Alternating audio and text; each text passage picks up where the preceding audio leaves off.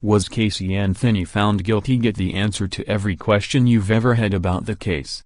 It's hard to believe that it's been more than 5 years since America watched with bated breath as the jury made a decision about Casey Anthony's highly publicized murder trial. For those unfamiliar with the case, she was accused of killing her then 2-year-old daughter Caylee, who was reported missing in July 2008 by her maternal grandmother, Cindy Anthony. After Cindy had gone more than 31 days without seeing the toddler, she alleged that Casey's car smelled like a dead body. Of course, since the trial in 2011, many people still have a lot of questions about Casey's trial and Caylee's death. Check out some of the most common questions people have about the case below. There has never been an official answer to who fathered the late child. There have been many suspects when it comes to Caylee's paternity, including Casey's ex Jesse Grund. During the trial, Casey's lawyer implied that Casey's brother may have impregnated her. Cindy, Casey's mother, has stated that the man who fathered Caylee died before the family made headlines, but to this day, her paternity remains a mystery. Sadly, in December 2011, Caylee's remains were found alongside a blanket in a garbage bag in a wooded area near Anthony's home. At the time, duct tape was also discovered, but there are still debates about whether or not it was found near the skull, or near the mouth of the child.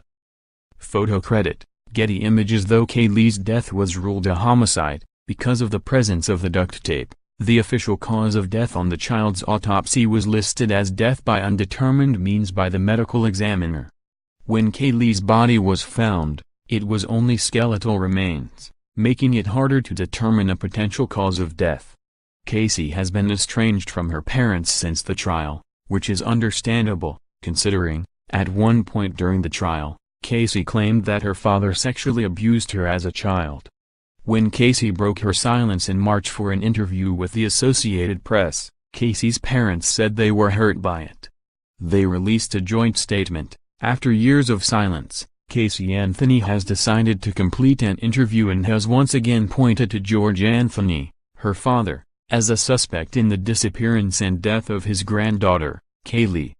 Photo credit, Getty Images. In October 2008, Casey was charged with first-degree murder, just months before her daughter's skeletal remains were found in a trash bag. One question that people still ask about this trial, though, is how did Casey Anthony get off?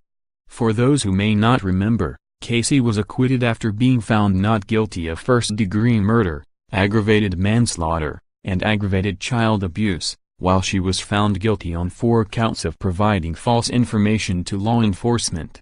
One juror, Jennifer Ford, told ABC News at the time, "I did not say she was innocent.